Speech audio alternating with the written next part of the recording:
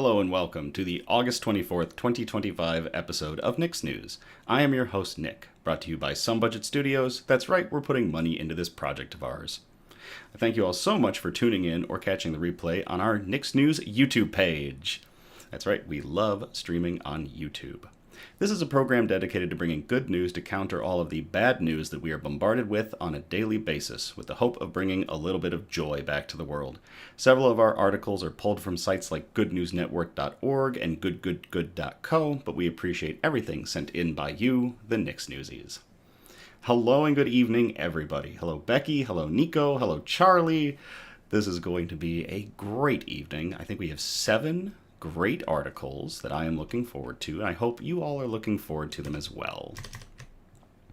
But of course, we will start off with our news brew. So, we're getting towards the end of summer, and my selections will definitely grow darker as time goes on and as things begin to cool off. But since we're still in summer and we've got a few brews to go through before then, we'll bust out this one. And it's best to just Citra Ass Down and enjoy from Against the Grain Brewery.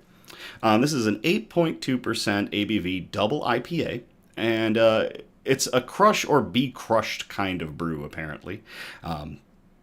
My dad picked me up this one, so I am looking forward to it. Everything that I've had from Against the Grain has been fantastic so far, so we'll see how this one suffices. Thank you, Dad. Because it's an IPA, we don't need any special glasses. We just use our Wicked Pissa pub glass for this one. And I'll show you this. I'll get the camera.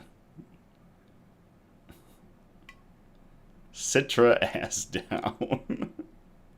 The artwork on Against the Grain cans is just fantastic. Hey, Rogue. It is a good name. We don't need the Balisong bottle opener because, once again, we don't have a bottle. We're just going to blow the audio, the gain on the audio with a good snap. And we'll get into the theatrics of a 5-minute pour because I don't want all this gas inside me.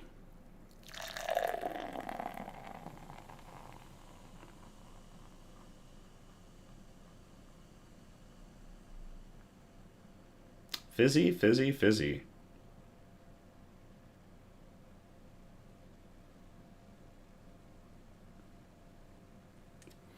Again, just trying to get all that gas out of the brew so it's not going into me. Beautiful golden color on that.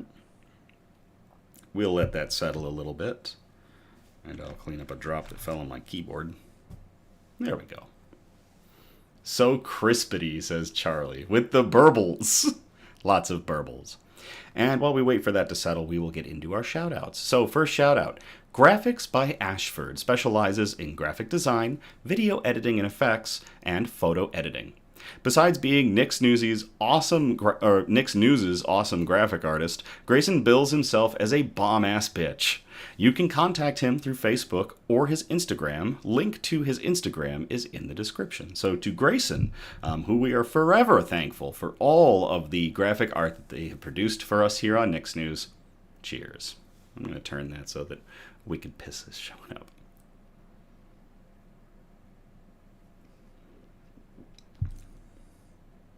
Ooh, that is a tasty beverage. I definitely err more towards porters and stouts, but I will drink good IPAs from time to time. Huge congratulations to Anthony and Lexi Johnson and Chris and Sarah Wilson for their respective marriage ceremonies. You are all wonderful people. I love you all so much, and I wish you all the best in all of your endeavors. So to both of the happy couples that got married yesterday, and I was able to attend one of those 2 weddings, cheers.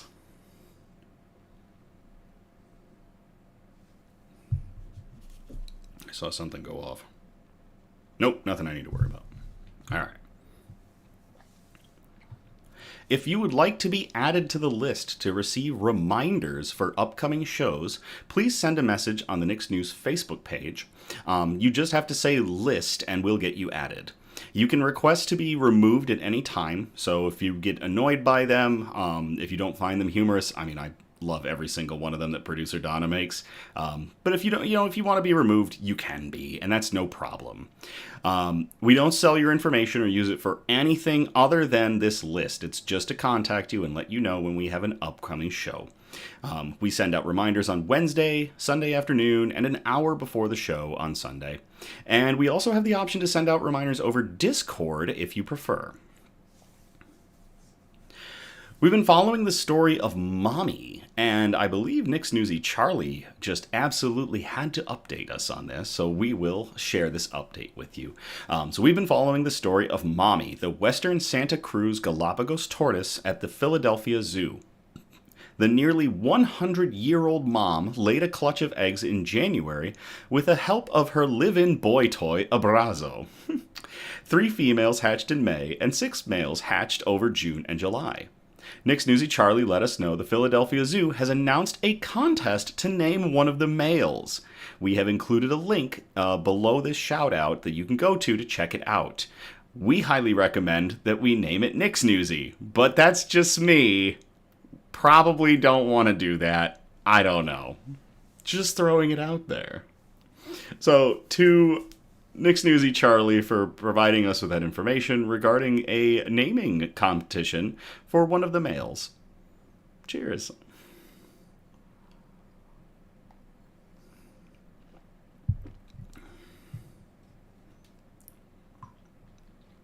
Top off my glass with some more Citra Ass Down. All right. So our news quote, I feel like, is a really good one, considering the different ceremonies that went on Saturday and everything else going on right now. The best thing to hold onto in life is each other.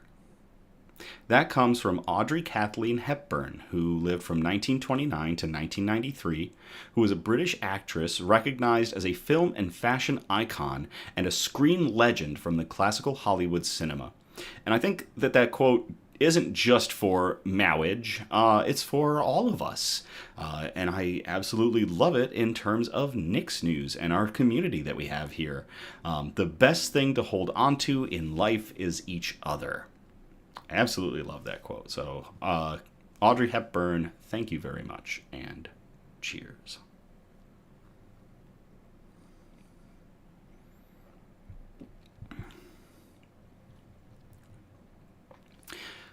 Bug update. Apologies for not getting any of the images that I had promised posted up to Instagram last week. I will do better this week to get some good ones. I've set myself some reminders, so expect to see some bug shots go up on the Instagram this week. If you don't like bugs, just avoid them. But they are pretty cool in my opinion. So Elmira has been destroying the new flora that I added to her home. She does not like anything that is green and has decided to bury most of it. There is one stubborn spider plant that she has not killed yet, but I'm pretty sure she is formulating new ways to end its existence. Ripley is a scuttle queen and is still appears to be absolutely loving her new home that we built her, so I'm super happy.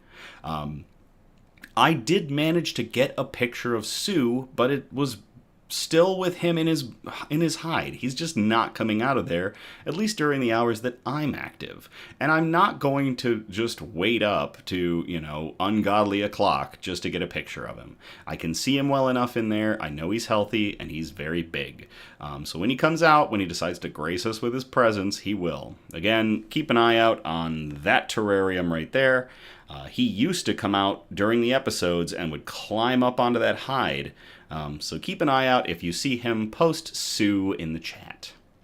The roaches are doing very well. My 3 last Madagascar hissers, they're way back in the tank in the corner.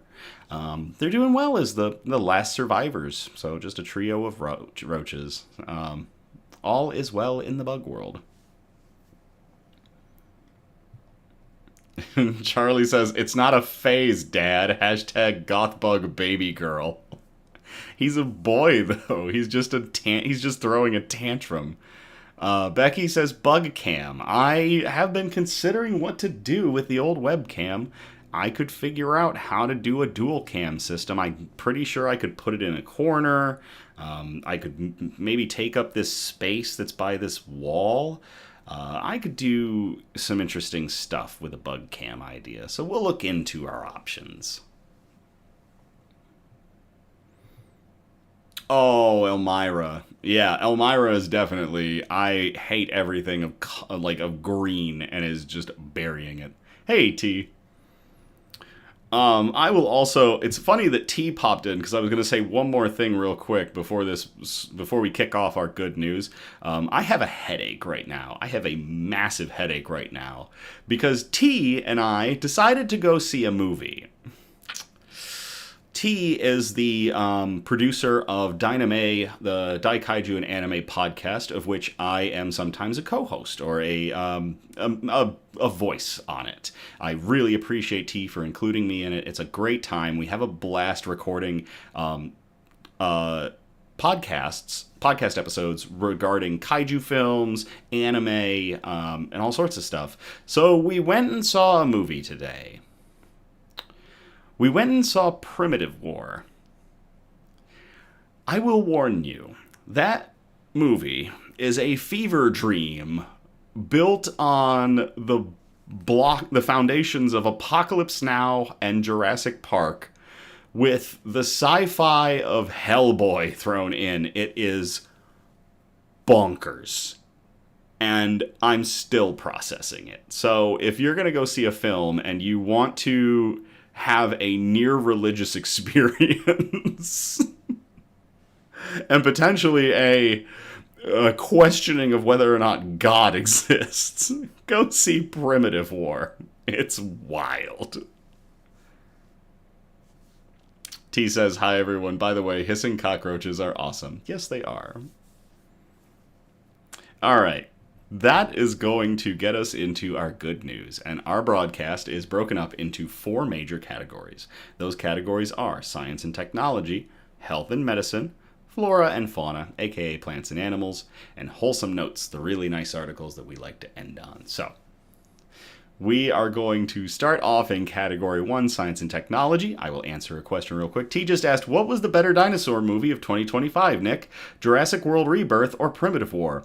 Well, T, one of those films gave me a migraine. The other one didn't.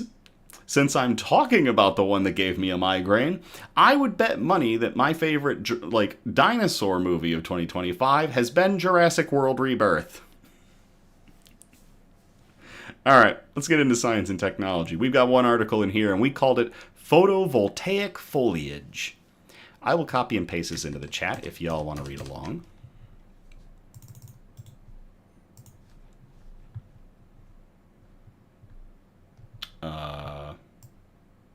Wait. What the? Uh-oh. Huh? What the heck is going on here?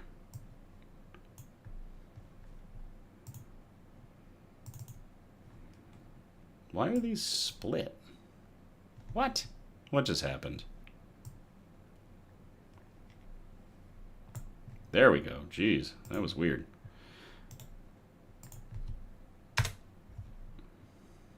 Can I move this up? Oh, there we go. I am still learning things about OBS. All right, here we go. Solar trees could save forests from deforestation while generating the same power as solar farms. This was published to ZME Science on August 19th of 2025 by Tibi Puyu. Picture a forested hillside stripped bare, replaced by row after row of black solar panels. That's the trade-off many communities face: renewable power at the cost of ecosystems. But a growing body of research suggests it doesn't have to be that way. The solution may look less like an industrial solar farm and more like a forest. Solar trees. Researcher Danbi at the Korea Maritime Institute compared conventional flat panel arrays with solar trees, structures designed to mimic real trees, with panels branching upward like leaves. The results were startling. Linear arrangements of these structures achieve superior power capacity compared to conventional fixed panels while preserving existing forested cover, the team reports.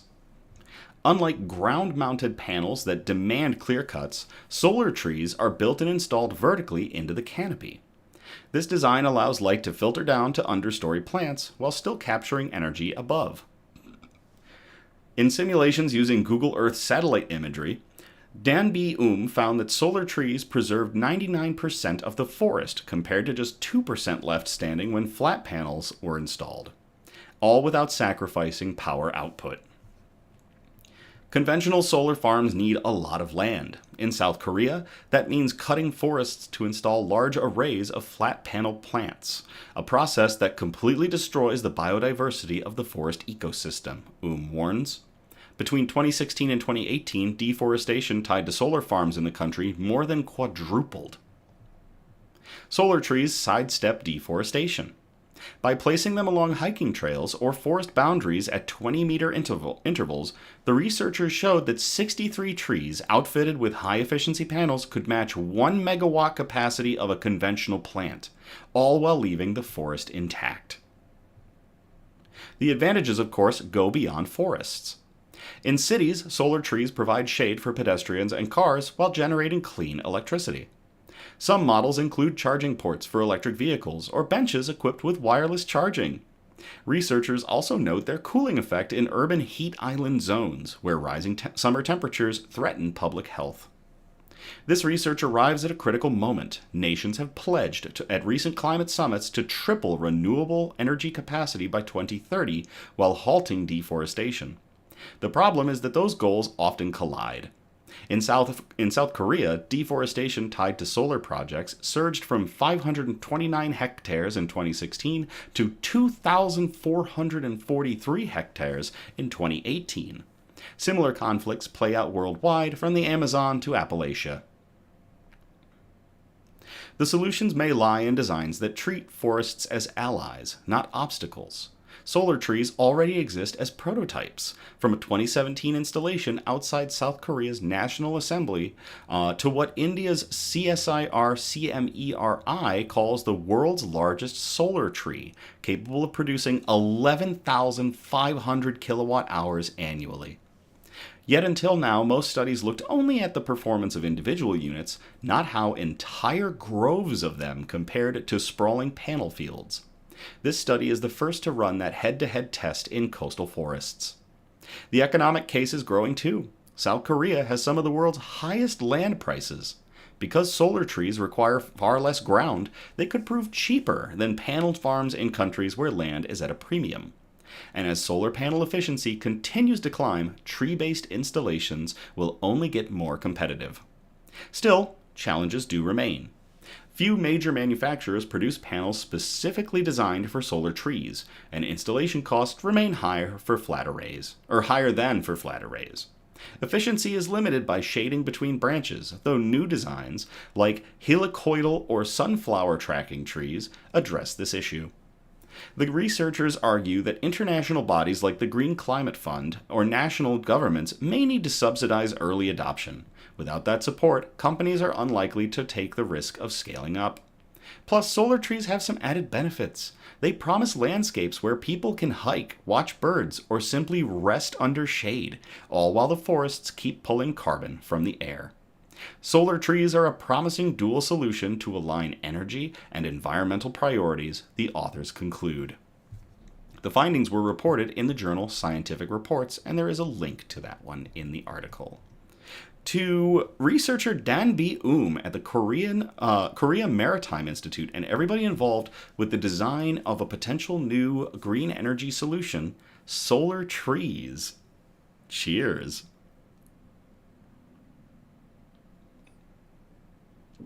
Producer Donna says Japan has several of them as well. The sunflower ones track the sun and stay full face the whole day.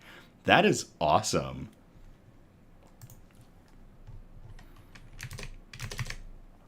All right, that's going to get us out of science and technology. We're going to move on to category 2, health and medicine. We've got one article in here, and we called it, What Doesn't Ozempic Do? I will copy and paste this into the chat if y'all want to read along.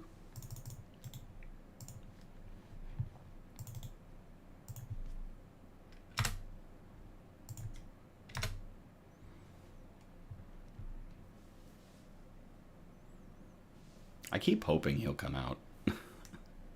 Health Canada approves Ozempic to reduce kidney deterioration in people with diabetes. This was published to CTV News on August 19th of 2025 by the Canadian Press. Health Canada has approved Ozempic to reduce the risk of further kidney decline among patients with type 2 diabetes. Between 30 and 50% of people with type 2 diabetes develop some form of chronic kidney disease. An international clinical trial called FLOW showed the risk of kidneys significantly deteriorating or failing was 24% lower in patients taking Ozempic compared to those taking a placebo injection. The patients taking the drug were also less likely to die from cardiovascular disease, another condition that affects many patients with diabetes. The study, funded by Ozempic manufacturer Novo Nordisk, was peer-reviewed and published in the New England Journal of Medicine last year and contributed to Health Canada's decision.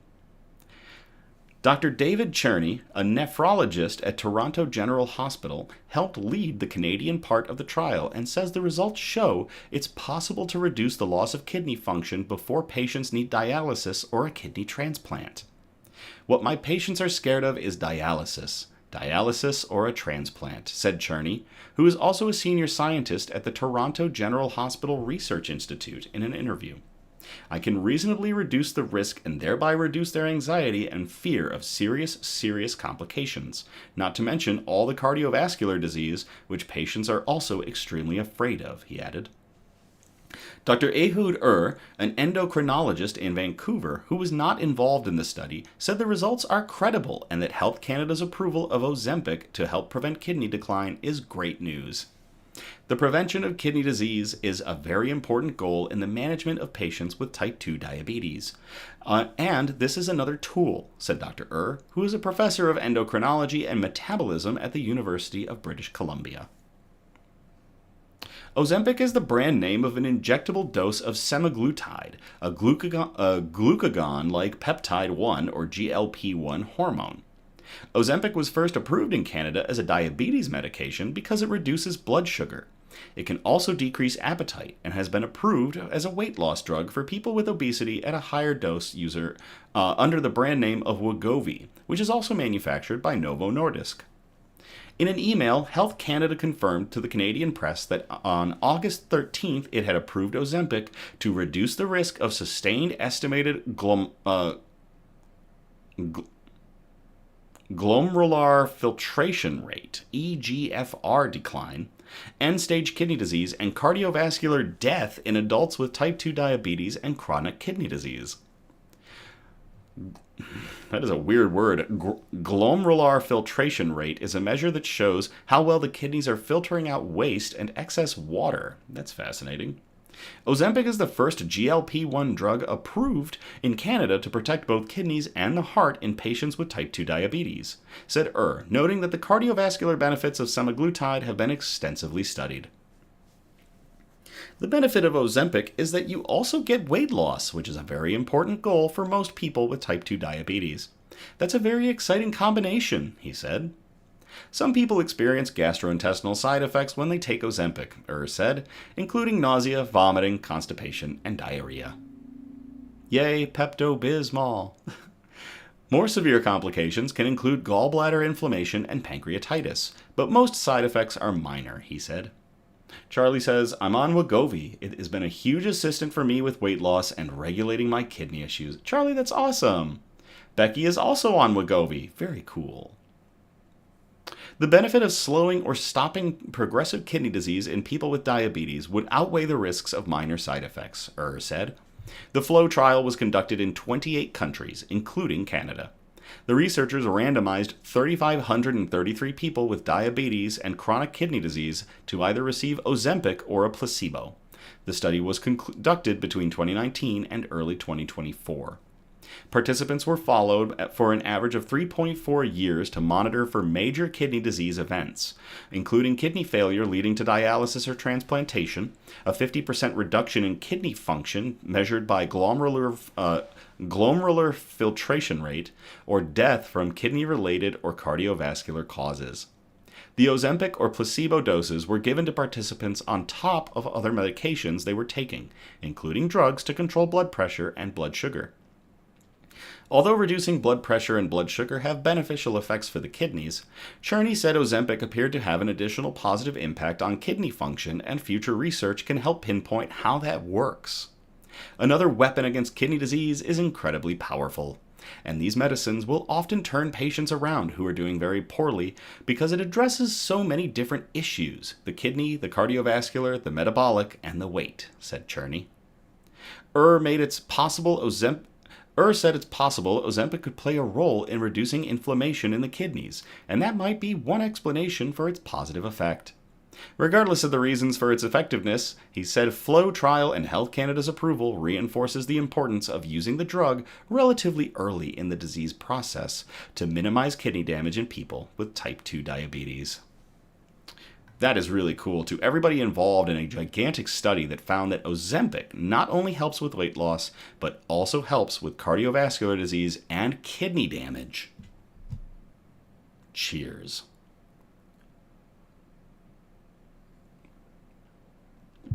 Charlie says, I love that the shots are easy to use. I have trypanophobia, so the fact that I can't see or feel it is fantastic. That's really cool. I'm not 100% sure what trypanophobia is. If that's a fear of needles, then I've got a low-key one too. I actually had to give blood this previous week, and I still have this tiny little bruise from it. I don't think it was the phlebotomist's fault at all. I think it was just a bad vein day, really. So, Becky says, oh, I never feel fear of needles. Okay, Charlie confirmed it's fear of needles. So yeah, I got a low-key trypanophobia as well. Hello, Yathena.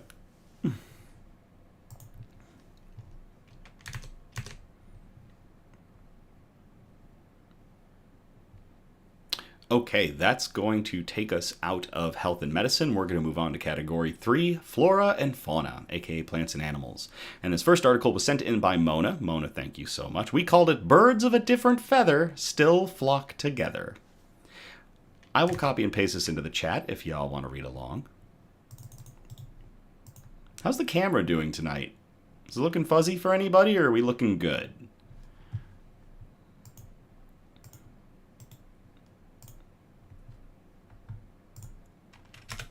Charlie said, every time I have to get blood work done, I chant, I'm a big brave dog, I'm a big brave dog, like Chucky from Rugrats. That's adorable and awesome. Do whatever you need to do to, psych yourself up, get pumped, and be able to combat those fears. Charlie says, I look clear. Okay, cool. Thank you, Charlie. All right, a beautifully blended family. Sandhill cranes take goose under their wing. This was published to Wisconsin Public Radio on July 31st of 2025 by Danielle Kading.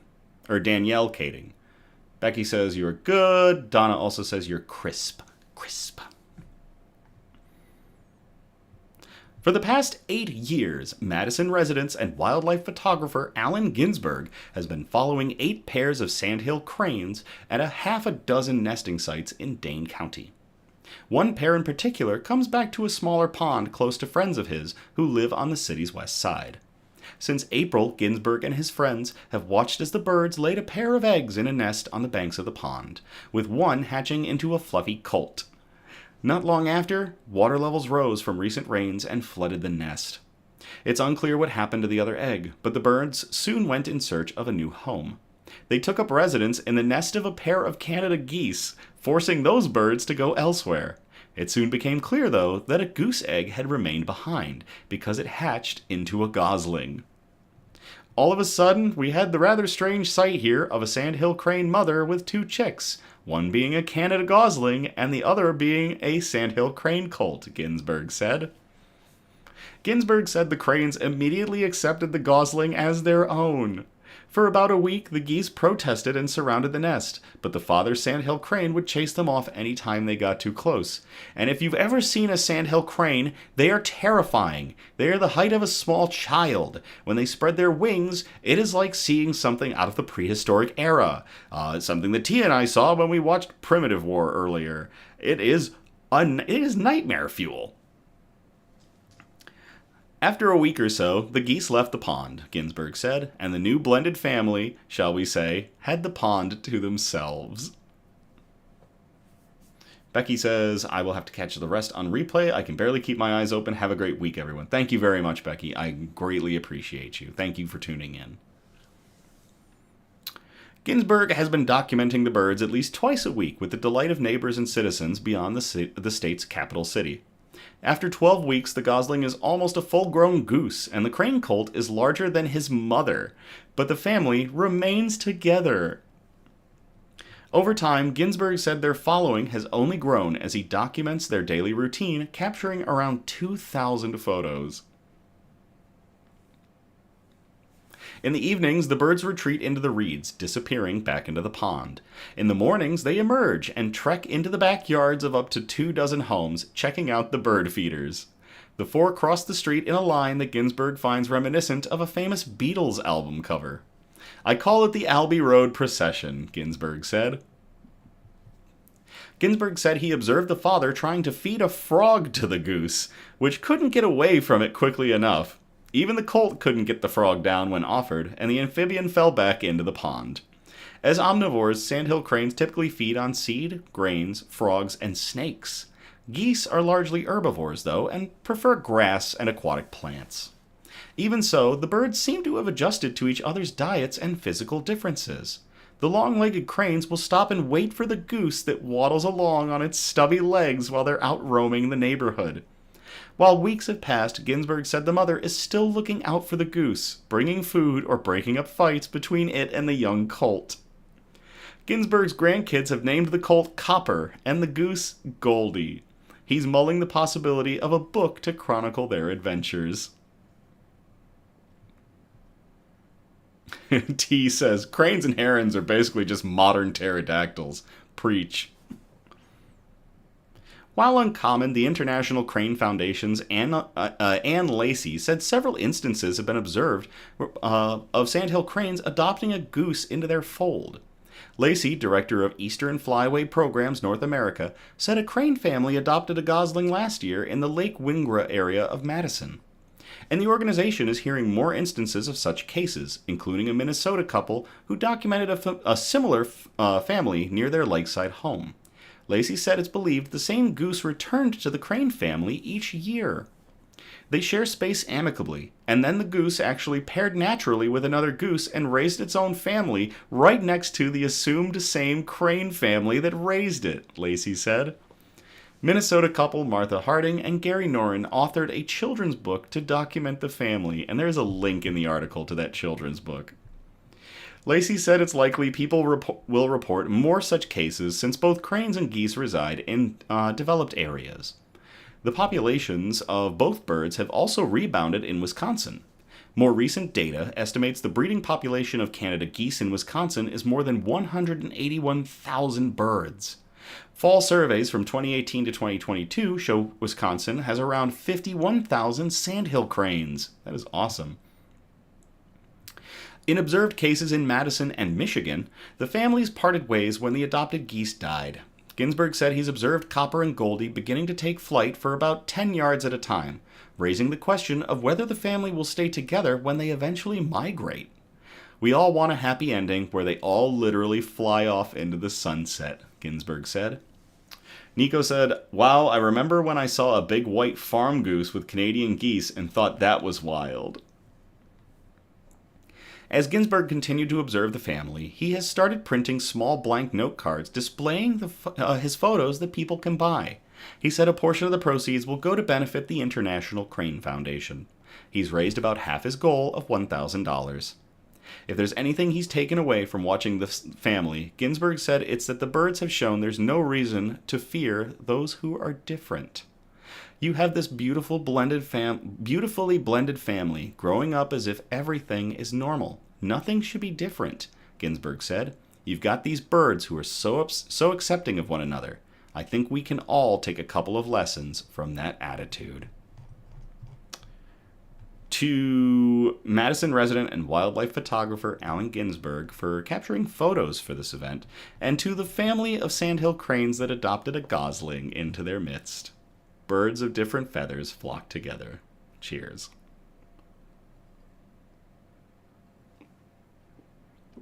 Charlie says, now I want to watch Wild Robot.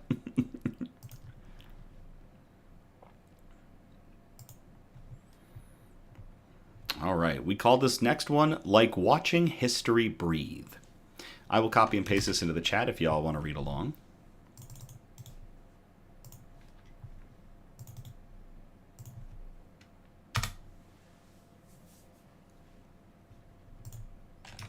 There we go.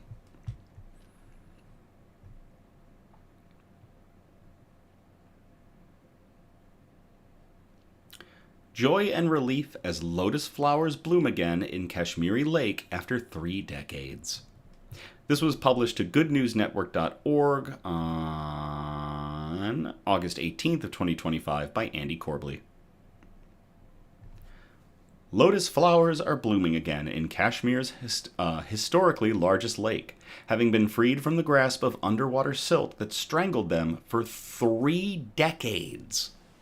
The lake had already been shrunk dramatically by the conversion of shoreline and connected marshlands to agricultural areas by 1990. But in 1992, catastrophic flooding dumped thousands of tons of sediment into the lake, burying the lotus plant stems. These stems formed a major part of the local diet, and at the height of its productivity, the cottage industry of harvesting them sustained 5,000 local workers. The stems were cooked and served in several dishes, but the silt ended all of that. At the turn of the 20th century, Whirl Lake spanned 84 square miles, but by 2007 it had diminished to just 1/3 of that. Willow cultivation along the banks ensured that over-sedimentation of the lake bottom continued. Parts of it became dumping grounds, and more of the lake's fauna vanished. By 2020, the local communities had had enough. With the taste of the lotus stems having been reduced to a fragment of memory for the old, and a solemn children's story for the young, the Wular Conservation and Management Authority, or the WUCMA, began a desilting program. Fed by the Jhelum River and its tributaries, WUCMA focused on controlling and preventing pollution from entering the lake through its flow, before beginning the long, slow, slimy process of dredging the lake. 5 years on, a mind-boggling 8 million cubic meters of silt have been removed. The lotus roots that remained dormant all that time emerged, and for the first time in 33 years, the plants are flowering again. This is not just the revival of a plant, it's the resurrection of a cultural ecosystem, Meera Sharma, a Delhi-based environmentalist, told The Guardian. When nature heals, it revives everything it once nurtured: livelihoods, traditions, biodiversity. Seeing these flowers bloom again after decades is like watching history breathe. While the lake was an important local tourist destination and cultural connection to the land, as Sharma says, many are looking forward again to eating their favorite dish, nadru. Lotus stem connects our food to the land. Now that it's back, we're preparing dishes the way our grandmothers did: slow, simple, and full of memory. Tavir Ahmad, a chef at a local Kashmiri market, told The Guardian's Tausif Ahmad and Sajid Raina. To everybody involved in the WUCMA for clearing out silt from Kashmiri Lake and allowing the lotus flowers to bloom once again for the first time in 33 years. Cheers.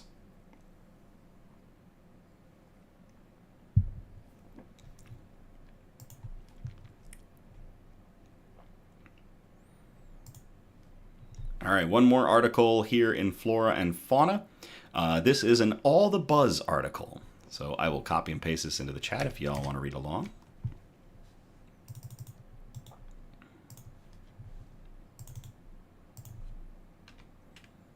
Brenna says, cheers to the lotus.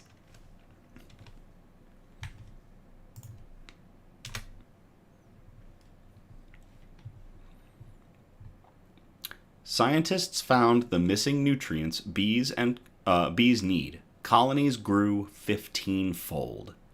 This was published to Science Daily on August 23rd of 2025 by the University of Oxford. A new study led by the University of Oxford in collaboration with Royal Botanic Gardens, Kew, University of Greenwich, and the Technical University of Denmark could provide a cost-effective and sustainable solution to help tackle the devastating decline in honeybees. An engineered food supplement designed to provide essential compounds found in plant pollen was found to significantly enhance colony reproduction. The results were published on August 20th in the journal Nature. Climate change and agricultural intensification have increasingly deprived honeybees of the floral diversity they need to thrive. Pollen, the major component of their diet, contains specific lipids called sterols that are necessary for their development. Increasingly, beekeepers are feeding artificial pollen substitute to the bees due to insufficient natural pollen. However, these commercial supplements, made of protein flour, sugar, and oils, lack the right sterol compounds, making them nutritionally incomplete. Nico says, I love hearing good news about the bees. Charlie says, whoop whoop, that's the sound of bumping bees. Whoop whoop. In a new study, the research team succeeded in engineering the yeast Yarrow lipolytica to produce a precise mixture of 6 key sterols that bees need. This was then incorporated into diets fed to bee colonies during 3-month feeding trials. These took place in enclosed glass houses to ensure the bees only fed on the treatment diet. By the end of the study period, colonies fed with the sterol-enriched yeast had reared up to 15 times more larvae to the viable pupal stage compared with colonies fed control diets. Colonies fed with the enriched diet were more likely to continue rearing brood up to the end of the 3-month period, whereas colonies on sterol-deficient diets ceased brood production after just 90 days. Notably, the sterol profile of larvae in colonies fed the engineered yeast matched that found in naturally foraged colonies, suggesting that bees selectively transfer on only the most biologically important sterols to their young. Senior author Professor Geraldine Wright, Department of Biology, University of Oxford, said, "Our study demonstrates how we can harness synthetic biology to solve real-world ecological challenges. Most of the pollen sterols used by bees are not available naturally in quantities that could be harvested on a commercial scale, making it otherwise impossible to create nutritionally complete feed that is a substitute for pollen."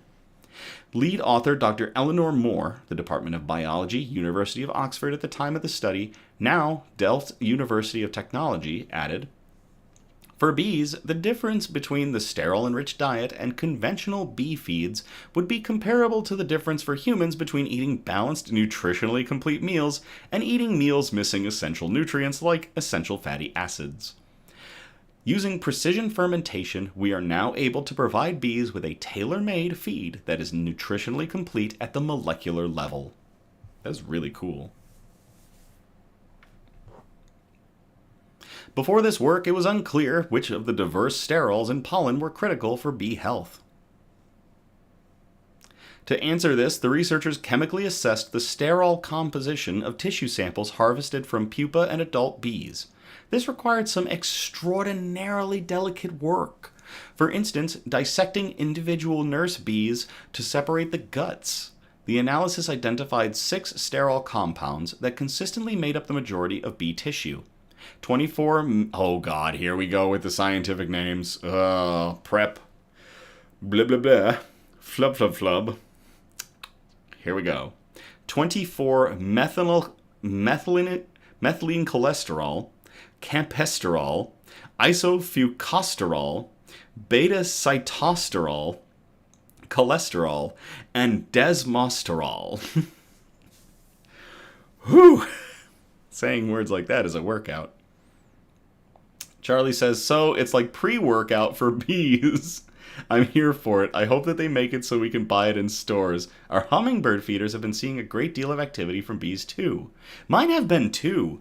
My hummingbird feeder was going gangbusters with the bee population around me. So, yeah, it'd definitely be interesting if I could set up a bee feeding station with some of this stuff. Using CRISPR-Cas9 gene editing, something we've talked about quite a bit, the researchers then engineered the yeast Yarrow lipolytica to produce these sterols in a sustainable and affordable way. Why lipolytica was selected since this yeast has a high lipid content, has been demonstrated as food safe, and is already used to supplement aquaculture feeds. To produce the sterile-enriched supplement, engineered yeast biomass was cultured in bioreactors, harvested, then dried into a powder. Co-author Professor Irina Borodina, the NNF Center for Biosustainability, Technical University of Denmark, said, "We chose oleaginous yeast Yarrow lipolytica as the cell factory because it's excellent at making compounds derived from acetyl-CoA, such as lipids and sterols, and because this yeast is safe and easy to scale up. It is used industrially to produce enzymes, omega-3 fatty acids, stevioglycosids as calorie-free sweeteners, and pheromones for pest control and other products." So we're already using it quite a bit. Pollinators like honeybees contribute to the production of over 70% of leading global crops. Severe declines caused by a combination of nutrient deficiencies, climate change, mite infestations, viral diseases, and pesticide exposure poses a significant threat to food security and biodiversity. Charlie says, "Oh gods, where's the counter? Or are we drinking for every engineering?" For instance, over the past decade, annual commercial honeybee colony losses in the U.S. have typically ranged between 40 and 50% and could reach 60 to 70% in 2025. This new engineered solution or supplement offers a practical means to enhance colonies' resilience without further depleting natural floral resources. Since the yeast biomass also contains beneficial proteins and lipids, it could potentially be expanded into a comprehensive bee feed. Dirty Rogue says, engineering. Co-author Professor Phil Stevenson, RBGQ and Natural Resources Institute, University of Greenwich, added, "Honeybees are critically important pollinators for the production of crops such as almonds, apples, and cherries, and are so present in some crop locations in very large numbers, which can put pressure on limited wildflowers. Our engineered supplement could therefore benefit wild bee species by reducing competition for limited pollen supplies." Daniel Downey, Executive Director of Honeybee Research nonprofit Project Apis M, not affiliated with the study, said, "We rely on honeybees to pollinate 1 in 3 bites of our food, yet bees face many stressors. Good nutrition is one way to improve their resilience to these threats, and in landscapes with dwindling natural forage for bees, a more complete diet supplement could be a game changer. This breakthrough discovery of key phytonutrients that, when included in feed supplements, allow sustained honeybee brood rearing has immense potential to improve outcomes for colony survival, and in turn the beekeeping businesses we rely on in our food production. While these initial results are promising, further large-scale field trials are needed to assess long-term impacts on colony health and pollination efficacy. Potentially, the supplement could be available to farmers within 2 years. This new technology could also be used to develop dietary supplements for other pollinators or farmed insects, opening new avenues for sustainable agriculture." Charlie says, "It's a good thing I'm working on my water." Dirty Rogue says, "We need stickers and Nick is keeping us hydrated." You're darn right I'm keeping you hydrated with the right moisture. To everybody involved in this study, from the University of Oxford, the Royal Botanic Gardens, Kew, University of Greenwich, and the Technical University of Denmark, for the production of a very cool bee feed supplement that can help prevent colony collapse and also help keep the bees well fed. Cheers.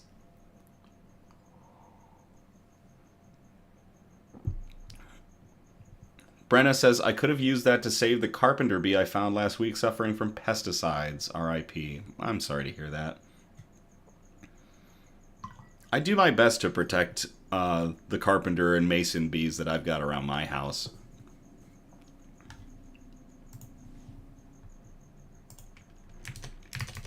All right, so that's going to get us out of flora and fauna. We are going to move on to our final category, the wholesome notes, the really nice articles that we like to end on. So our first one here, we have a Saviors of All Ages article, and I will copy and paste this into the chat if you all want to read along.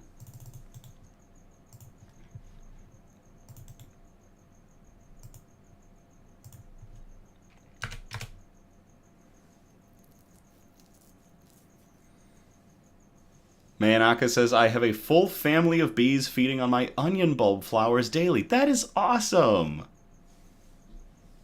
And Dirty Rogue has ideas for an engineering sticker. Alright, let's get into this article. Teens rescued dogs from burning home in West Jordan. This was published to KSL TV 5 on August 20th of 2025 by Debbie Worthen. 2 homes were destroyed in a fast-moving fire on... I'm having a brain fart. I don't think I toasted Mona for sending us in that article about the birds. I apologize. We'll get back into the article, but I want to say, Mona, thank you very much for sending in that article regarding the cranes and the gosling. All right, now back to the article.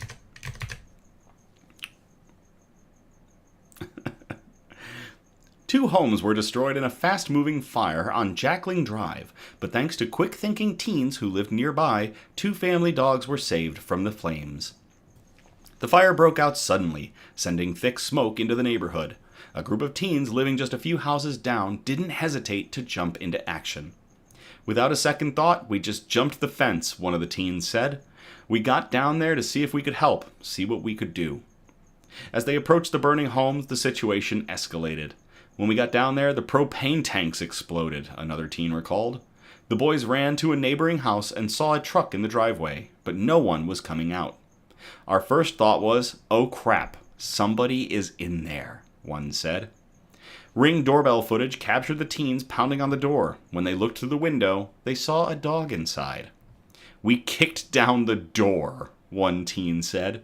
Moments later, the footage shows the teens carrying 2 dogs to safety. At the house next door, Jaden Sessions was in his backyard when he heard a strange sound. I heard like a wishing sound from the back of their house, Sessions said. Seconds later, I saw the flames. He ran to alert the person inside and made sure his fiancée, dog, and cars were safe. Everyone was out, everyone was coming to make sure everyone was okay, Sessions said. He said it was really moving to see how much people stepped in to help. The teens said they wouldn't hesitate to do it all over again. Just how grateful the family was. It made you feel good inside, one said. Firefighters said the cause of the fire is still under investigation. Meanwhile, neighbors have set up a GoFundMe to support one of the families affected, and I believe that GoFundMe does have a link. Yes, it is a link in the article. It does not list the names of the teens. There is a video that I did not watch that might include it. But to those teens who jumped into action into a burning home to rescue 2 dogs, saviors of all ages. Cheers.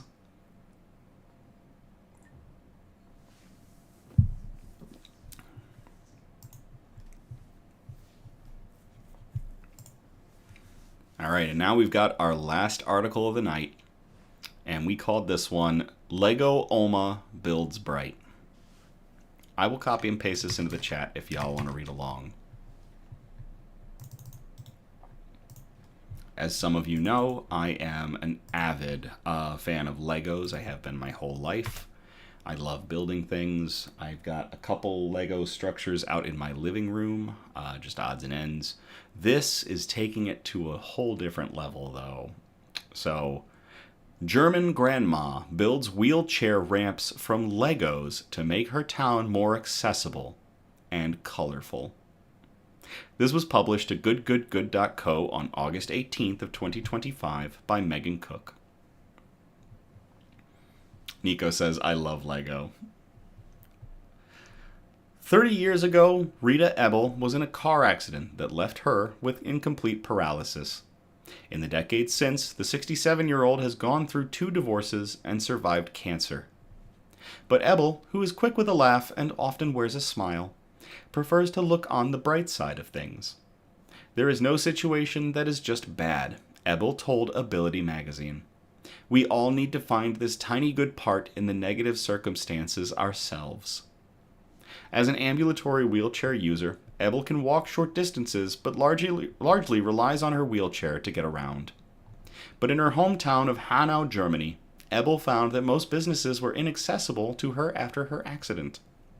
The owners of the shops would always tell me that I could simply knock on the door, and then they will help me get in and out. They will help me to get in, Ebel explained.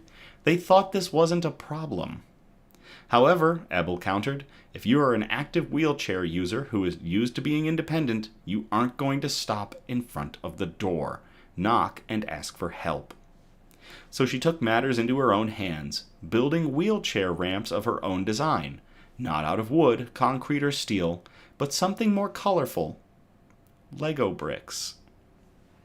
But at the time, when select Lego sets regularly cost over $100, Ebel said that she was quickly priced out of her building materials.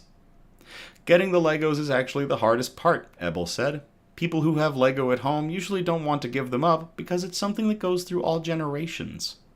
And if I do get Legos, the pieces are often not suitable for my ramps because I need the basic building blocks. But these days, most of the Legos belong to a Lego Friends or Star Wars set. So she took to social media and did something she rarely allowed herself to do. Ask for help. My first donor asked how many pieces of Lego I would need to finish my very first ramp, Ebel said. I responded that I was afraid I might need around 1,000 Legos to begin with. Shortly after, he came to me with 2 huge boxes filled with Lego. Since her endeavor began in 2019, Ebel has made countless ramps and gained global recognition as Lego Oma, which in German is Lego Grandma. She's delivered ramps to sweet shops, breweries, pet shops, and everything in between, slowly making Hanau more accessible brick by brick. Legally, German laws mandate that official wheelchair ramps allow for a 6% incline or less. Ebel's ramps don't quite meet the mark. This would mean that if the ramp has to overcome a 15-centimeter step, it could be a few meters long. And that's often not possible because the sidewalk doesn't offer enough space, Ebel explained. I think the building code here in the States is generally like, it is 1 foot for every 1 inch of incline. So that's why you see ramps being super long to get, or like snaking to get up to certain heights. But don't quote me on that. It's been a while since I had to do construction. So our ramps don't qualify as wheelchair ramps, but all city officials support our work and don't complain, she added.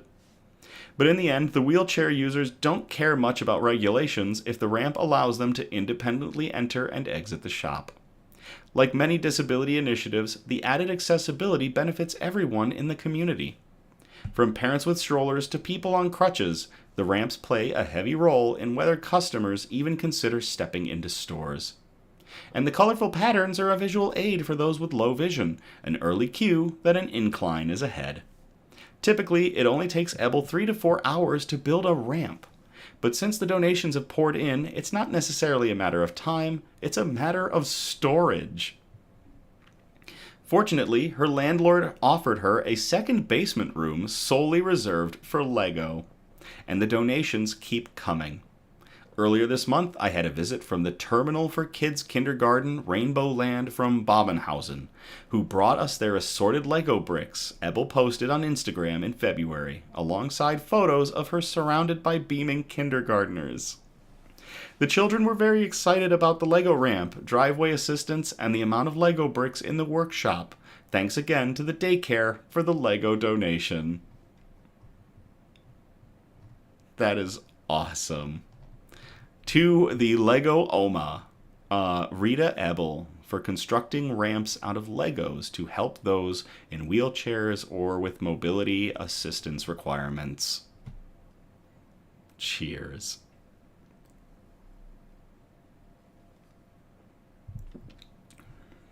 That is awesome.